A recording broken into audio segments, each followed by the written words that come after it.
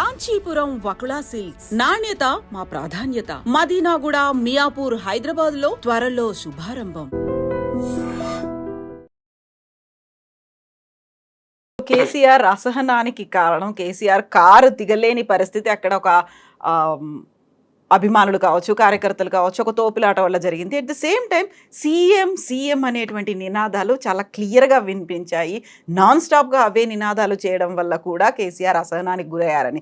ఈ మధ్యకాలంలో ఏ లీడర్ బయటికి వెళ్ళినప్పటికీ, కవిత బయటికి వెళ్ళినా, కేటీఆర్ బయటికి వెళ్ళినా సీఎం అనే మాటలే ఎందుకు వినిపిస్తున్నాయి నినాదాలుగా? అదేందో కొంతమంది యువతకి, నేను అందరినీ మాట్లాడలేదు, యువత మొత్తాన్ని నేను తప్పు పట్టట్లేదు, కొంతమందికి పరిజ్ఞానంతో చేస్తారా, కనీస రాజకీయాల మీద అవగాహన లేక చేస్తారా, కొత్తగా వచ్చి అంటే ఈ రాజకీయాలని అర్థం చేసుకోకుండా, లేదు కేసీఆర్ని అర్థం చేసుకోకుండా మాట్లాడతారా తెలియదు. నేను అనేక సందర్భాల్లో, కేసీఆర్ గారే కాదు, కేసీఆర్ గారేమో 10 సంవత్సరాలు ముఖ్యమంత్రిగా చేసి ఇప్పుడు మళ్ళీ ఆయనని సీఎం అంటుంటే ఆయన అసహనంగా ఫీల్ కావచ్చు. నేను వ్యక్తిగతంగా ఆయనని సీఎం అని అంటుంటే అనేక సందర్భాల్లో తిట్టినాను, కోపడ్డాను. నేను కేసీఆర్ గారు కొత్తగా సీఎం అయింది, కొత్తగా ఎందుకు ఆయనని సీఎం అని చెప్పేసి ఆయనని మీరు సీఎం అని పదే అని ఆయన అవమానిస్తున్నారు, ఆయన తక్కువ చేస్తున్నారు అని చెప్పేసి నేను అనేక సందర్భాల్లో, మన బస్సు యాత్రలో ఆల్మోస్ట్ నేను టోటల్ బస్సు యాత్ర ఇన్ఛార్జ్గా ఉండి అక్కడ పోతున్నటువంటి సందర్భంలో కూడా ఎక్కడైనా ఈ నినాదాలు వచ్చినప్పుడు కొన్ని సందర్భాల్లో అయితే బస్సు నుంచి కింది దిగిపోయి నేను కోపడ్డటువంటి సందర్భాలని. ఎందుకంటే కేసీఆర్ గారిని కొత్తగా ఆయన ముఖ్యమంత్రిని చేయాల్సినటువంటి అవసరం లేదు.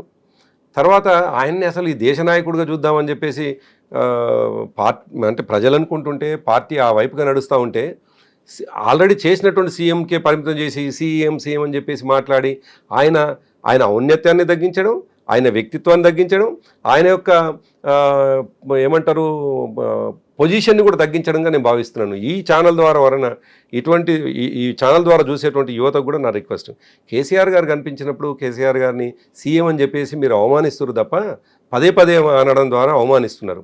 ఆయన సీఎం అనేటువంటిది కొత్తదేం కాదు. 10 సంవత్సరాలు అద్భుతంగా ఈ దేశంలో ఒక రోల్ మోడల్గా చేసినటువంటి వ్యక్తిని పట్టుకొని సీఎం పదే అంటుంటే నిజం కూడా ఆయన అసహనానికి గురవుతారు. మాలాంటి వాళ్ళమే ఇబ్బంది పడతా ఉన్నాం. ఆయన ఎందుకు ఇట్లా వీళ్ళకి తెలియక అనేవాళ్ళు వాళ్ళ అభిమానంతో అంటున్నారు, నేనేం తప్పు పట్టట్లేదు వాళ్ళని, ఆయనని అవమానించాలని చెప్పేసి ఏం అనట్లేదు. ఆయన మీద అమితమైనటువంటి అభిమానంతో మాత్రమే మాట్లాడుతాం, మళ్ళీ కావాలనేటువంటి ఉద్దేశంతో అంటున్నారు.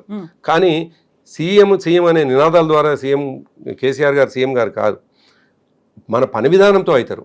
కాబట్టి కేసీఆర్ గారిని పదే అనడం అనేటువంటిది మేము కూడా ఇబ్బంది పడతా ఉన్నాం. ఇప్పుడు కవిత అండ్ కేటీఆర్ వెళ్ళినప్పుడు వచ్చేటువంటి నినాదాలను ఎట్లా చూస్తారు? అంటే ఏమైందంటే కవిత ఒక రకమైనటువంటి మాబ్ సైకాలజీ చాలా గమ్మత్తుగా మారిపోయింది తెలంగాణలో. ఇవాళ కాదు, నేను 10 సంవత్సరాలుగా గమనిస్తున్నాను. మేము అధికారంలో ఉన్నప్పుడు కూడా ప్రతిపక్ష నాయకులు ఎక్కడికైనా పోయినట్లయితే ఎవరు కనిపించినా, ఏ స్థాయి నాయకుడు కనిపించినా సీఎం అనుడు ఇది ఆనవాయితీగా మారిపోయింది. అందరినీ అంటూ ఉన్నారు. దాంట్లో భాగంగా మా నాయకులు కూడా ఎక్కడికైనా పోతే మా వాళ్ళని కూడా అందరినీ సీఎం అని చెప్పేసి మాట్లాడేటువంటి పరిస్థితి వచ్చింది. అసలు మేమంతనేమో కేసీఆర్ గారు సీఎం కావాలని చెప్పేసి మా పని జరుగుతూ ఉంటే, మళ్ళీ కొత్తగా ఇప్పుడు ఎవరినన్నా కానీ ఇప్పుడు కేటీఆర్ గారిని సీఎం అంటున్నప్పుడు చాలా సందర్భాల్లో ఆయన తన ప్రసంగంలో కోప్పడి, అప్పుడు మంత్రులు కూడా అన్నారు ఆ కాలంలో. సరే మొదట్లో మీరు అన్నట్టుగా మొదట్లో అంటే చాలా సందర్భాల్లో వారించినారు.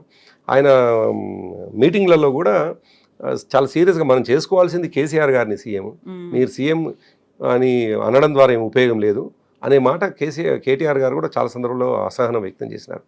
సో ఇది ఒకటి తెలంగాణ సొసైటీలోనే ఉందా, తెలంగాణ సమాజంలో ఉందా, లేదు భారతదేశ వ్యాప్తంగా ఇటువంటి సైకాలజీ ఈ కొత్త యూత్లో కనిపిస్తుందా తెలియదు. కానీ ఎక్కడికైనా పోతే నినాదాలు చాలా ఉన్నాయి. నిజానికి మేము ఉద్యమాలు చేసినటువంటి సందర్భంలో రోజుకో కొత్త నినాదాన్ని ఎత్తుకొని చెప్పేవాళ్ళం. ఆ నినాదం ప్రజల మనసుల్లో ఉండేది.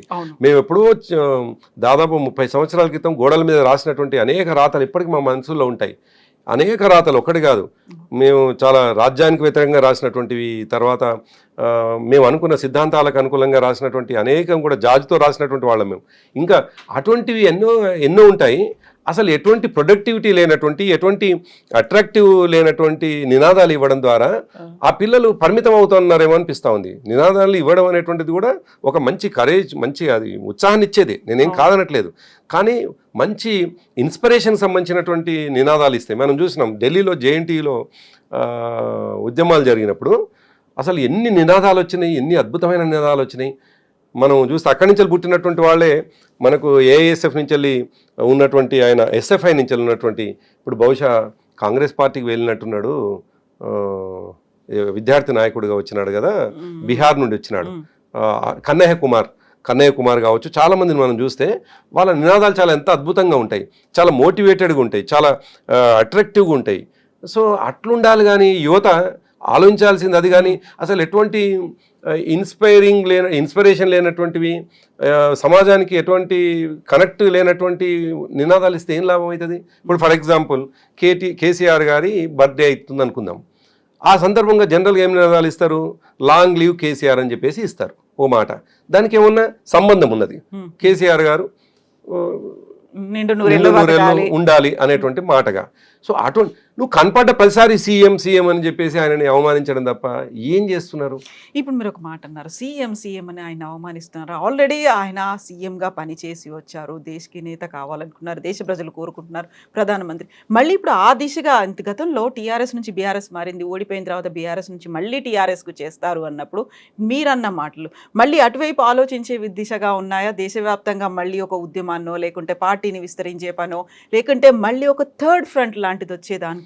అంటే టీఆర్ఎస్ నుండి బీఆర్ఎస్గా మారిన తర్వాత చాలా సాంకేతికమైనటువంటి అంశాలు ఉన్నాయి, టెక్నికల్ ఇష్యూస్ ఉన్నాయి.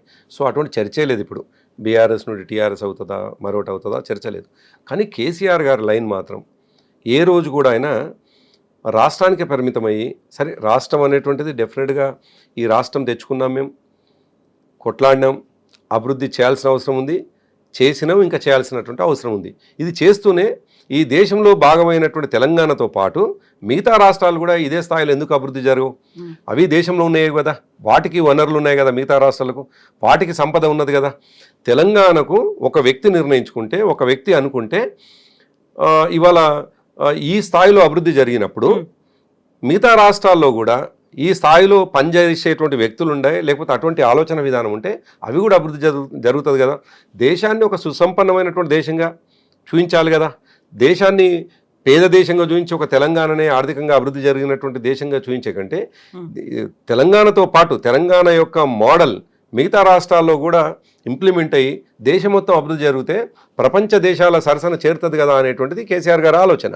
సో ఆ వైపుగా డెఫినెట్గా ఆయన ఆలోచనలు నిరంతరం ఉంటాయి. నేనంటాను ఆయన భూమి మీద ఉన్నంత కాలం ఈ దేశ ప్రజల కోసం, ఈ రాష్ట్ర ప్రజల కోసం ఆలోచిస్తారు, ఈ దేశ ప్రజల కోసం ఆలోచిస్తారు. ఆయనకున్న కన్సర్న్ పేదవాడు. ఆ పేదవాడు తెలంగాణలో ఉన్న, ఆంధ్రప్రదేశ్లో ఉన్న, దేశంలో మిగతా 27 రాష్ట్రాల్లో ఉన్న డెఫినెట్గా ఆయన కన్సర్న్ అంతా పేదవాడే. కాశ్మీర్ నుంచి కన్యాకుమారి వరకు ఆయన పేదవాడి పట్ల ఆయనకు ఉండే కన్సర్న్ ఉంటుంది. సరే ఆఫ్కోర్స్ కొంతమంది అది నవ్వుకోవడానికి మాట్లాడిన, కొంత రెటకారంగా మాట్లాడవచ్చు, రాష్ట్రంలోనే చేయలేదు దేశం ఎట్లా పోతాడో అని మాట్లాడినటువంటి వాళ్ళు ఉండవచ్చు. ఎవరైనా 0 నుండే ప్రారంభమవుతారు, 100కు చేరుకుంటారు. నరేంద్ర మోడీ గారు కూడా గుజరాత్ ముఖ్యమంత్రిగా ఉండే, ఒకేసారి ప్రధానమంత్రి ఏం కాలేదు. ఆయన గుజరాత్ ముఖ్యమంత్రి నుంచి ప్రధానిగా మారినారు. సో నేనేమంటున్నాను, కేసీఆర్ గారు కూడా ఈ దేశం కోసం ఆలోచిస్తున్నారు. ఆయన ప్రధానమంత్రి అవుతారా, ఈ దేశంలో మరొక ఆయన భాగస్వామ్యం, ఆయన యొక్క దానికోసం ఇంకో పదవిలో ఉంటారా, కానీ ఆయన ఆలోచనలు మాత్రం సామాన్యుడి వైపు ఉంటాయి. పదవిలో ఏది ఉన్నా కానీ ఫలానా పదవిలో ఉంటే మాత్రం ఆయన చేస్తాడనేది ఉండదు. నేను గతంలో కూడా మీతో చెప్పినాను, ఆయన వ్యవసాయ క్షేత్రంలో ఉంటే కూడా చెట్టును ముట్టుకుంటే కూడా ఆయన పేదవాడికి గుర్తొస్తాడు. ఆ చెట్టులో నుంచి పేదవాడిని కోసం ఆలోచిస్తాడు ఆయన. కాబట్టి ఆయన ఆలోచన విధానాన్ని మనం పరిమితంగా చూడలేము, కేవలం ఒక ప్రాంతానికే చూడలేము. డెఫినెట్గా ఈ దేశంలో భాగమైన రాష్ట్రం కోసం మాట్లాడతారు, డెఫినెట్గా దేశం కోసం కూడా ఆలోచిస్తారు. ఇప్పుడు silver Jubilee celebrations year long ఉత్సవాలు జరుపుకోవాలి, సంబరాలు చేసుకోవాలి అనుకున్నాడు. ఇయర్ లాంగ్లో దేశవ్యాప్తంగా అవుతాయా, కేవలం తెలంగాణ? ప్రస్తుతం మాత్రం తెలంగాణ కోసం. ఎందుకంటే తెలంగాణ రాష్ట్ర సమితి ఆవిర్భవించిన తర్వాత, తెలంగాణ రాష్ట్ర సమితి ఆవిర్భవించింది 2001లో ఏప్రిల్ 27 నాడు. సో దాని కొనసాగింపే సిల్వర్ జూబ్లీ కాబట్టి తెలంగాణ ప్రాంతానికి పరిమితం అవుతూ చేయాలనేది మా నిర్ణయం జరిగింది. అక్కడి వరకే పరిమితం అవుతాయి. సో ఎక్కడ జరగబోతున్నాయి, హైదరాబాద్ ఆర్ జిల్లాలో? అంటే ఇంకా అవి కమిటీలు వేస్తున్నారు, కమిటీలకు సంబంధించిన సబ్ కమిటీస్ని వేయాలని చెప్పేసి ఒక నిర్ణయం జరిగింది.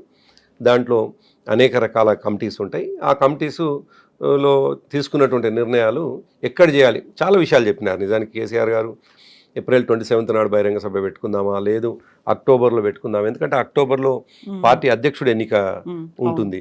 అంతెందుకు గతంలో అధ్యక్షురాలు కాదు, అధ్యక్షుడే. పార్టీ అధ్యక్షుడు నేను చెప్పేది. నేను అది కూడా అదే పార్టీ అధ్యక్షుడు, అధ్యక్షురాలు అయితే కాదు. కేసీఆర్ గారు ఉన్నాక పార్టీ అధ్యక్షుడు మళ్ళీ ఇప్పుడు అదే విమెన్ ప్రెసిడెంట్ అనేది తిరుగుతోంది కదా, అందుకని clarity confirm. Women wing president అంటున్నారు. నో పార్టీకి నేను స్టార్ట్ చేయడం కూడా స్టార్ట్ చేసింది అలాగే విమెన్ ప్రెసిడెంట్ అనేది వస్తోంది. అసలు పార్టీలో చర్చ ఉమెన్ వింగ్ కోసం అడిగినేమో అనుకుంటున్నాను నేను. సో కేసీఆర్ గారు ఉమెన్ వింగ్ ఆల్రెడీ ఉంది కదా, యువజన విభాగం, విద్యార్థి విభాగం. కేసీఆర్ గారు నేను అనుకుంటున్నాను, నాకున్న, ఎందుకంటే ఆయనతో 25 సంవత్సరాల అనుబంధం ఉంది. ఆయననే నాకు రాజకీయంగా నన్ను వేలు పెట్టుకొని నడిపించిన ఆయనే నాకు రాజకీయ అక్షరాలు నేర్పించినారు. ఆయన నేను దాదాపుగా చదివినాను. కోర్స్ వాళ్ళ కుటుంబ సభ్యులంతా చదవకపోయినా ఒక 75% అయితే చదివి ఉంటాను నేను. బహుశా ఆయన ఉన్నంతకాలం రాష్ట్ర పార్టీ అధ్యక్షుడిగా ఆయనే ఉంటారు. అటువంటి సంశయం కానీ, అటువంటి స్పెక్యులేషన్స్, ఇటువంటి దాని ప్రభావానికి లోన్ కావాల్సిన అవసరమే లేదు. డెఫినెట్గా కేసీఆర్ గారు మా పార్టీ అధ్యక్షుడు ఉంటారు. రేపు మళ్ళీ ప్రభుత్వానికి రాగానే ఆయనే ముఖ్యమంత్రి కూడా అవుతారు. కూడా ఎవరికన్నా ఉన్నా ఇటువంటి అభూత కల్పనలు సృష్టించి ప్రజల్ని కన్ఫ్యూజ్ చేయాలని వారిని ప్రయత్నం చేసినా అది సరైంది కాదు, అది అబద్ధం. ఇంకా ఇంత అథెంటిక్గా నేను మాట్లాడుతూ ఉన్నాను. అఫ్కోర్స్ కుటుంబ సభ్యుడు లాగా నేను చెప్పకపోవచ్చు, కానీ ఒక పార్టీ సభ్యుడిగా, పార్టీ అంటేనే ఒక కుటుంబం, ఆయనని దగ్గరికి వెళ్ళి చూసిన వ్యక్తిగా డెఫినెట్గా మా అందరి కోరిక ఆయనే ప్రెసిడెంట్గా కొనసాగాలి. ప్లస్ ముఖ్యమంత్రిగా ఇమీడియట్గా మళ్ళీ రేపు ఎన్నికలు అయినప్పుడు ముఖ్యమంత్రి కేసీఆర్ గారే కావాలి. అయితే బీసీ సీఎం అవుతారు అని కాంగ్రెస్ పార్టీ చెప్తోంది కదా, ఈ టర్మ్ అంతా రేవంత్ రెడ్డి ఉంటారు, నెక్స్ట్ కాబోయేటువంటి సీఎం బీసీ సీఎంఏ అవుతారు, కాంగ్రెస్ పార్టీ బరాబర్ చేసి తీరుతుంది అనేది. సో బీఆర్ఎస్ పార్టీకి ఎట్లాంటి ఆలోచనలు ఉండవా? ఇంకా అంటే కాంగ్రెస్ పార్టీ ఇచ్చే హామీలు కానీ, కాంగ్రెస్ పార్టీ చెప్పే మాటలు కానీ ప్రజలు మొన్ననే అది అనుకోకుండా చేసినటువంటి మిస్టేక్తో ఏం జరిగిందో మనం చూసినాం. అసలు కాంగ్రెస్ పార్టీ ఇచ్చిన హామీని నిలబెట్టుకోదు, ఇచ్చిన వాగ్దానాలని నిలబెట్టుకోదు సంక్షేమానికి సంబంధించింది. అటువంటిది ఆ పార్టీలో ఉన్నటువంటి గొడవలకి, ఆ పార్టీలో ఉన్నటువంటి తన్లాటకి ఇంకా వాళ్ళు సామాజిక స్పృహ ఉండి పనిచేస్తుందా కాంగ్రెస్ పార్టీ? అటువంటి సామాజిక స్పృహ ఉందా కాంగ్రెస్ పార్టీకి? కాంగ్రెస్ పార్టీని మనం ఆ విధంగా ఎక్స్పెక్ట్ చేస్తే 75 సంవత్సరాలు దాదాపు ఈ దేశానికి స్వాతంత్రం వచ్చి, ముఖ్యంగా ఈ రాష్ట్రంలో ఎన్నడూ బీసీ ముఖ్యమంత్రి అయ్యాడు, ఎన్నడూ. అందుకే ఈసారి బరాబర్ చేస్తామంటున్నారు కదా. అదే నేనేమంటున్నాను, ఎవరిని చేస్తారు అనేటువంటిది కాంగ్రెస్ పార్టీ యొక్క వైఖరి, వాళ్ళ అభిప్రాయం. నేను డిస్ప్యూట్ చేయను.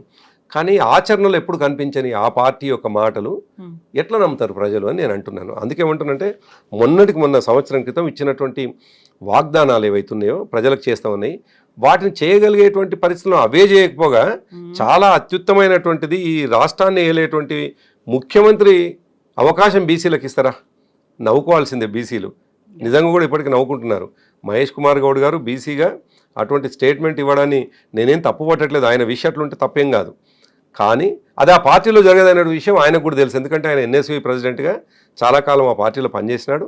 నాకు అప్పటి నుంచి కూడా ఆయన కూడా స్నేహితుడు. నాకు ఆయన మనసులో సరే ఆ నిమిషానికి రేవంత్ రెడ్డి యొక్క మెప్పు కావాలి కాబట్టి 3.5 సంవత్సరాలు ఉండాలి అని కోరుకొని, ఆ తర్వాత మళ్ళీ మైలేజ్ కోసం బీసీ అని చెప్పేసి మాట్లాడడం జస్ట్ రాజకీయంగా మైలేజ్ కోసమే తప్ప ఎట్టి పరిస్థితుల్లో కాంగ్రెస్ పార్టీని మనం ప్రిడిక్ట్ చేయడానికి, ముందు ఫలాంది జరుగుతుందని ఊహించడానికి లేదు. కాంగ్రెస్ పార్టీలో ఎప్పుడు ఏం జరుగుతుందో ఎవరికి తెలియనటువంటిది.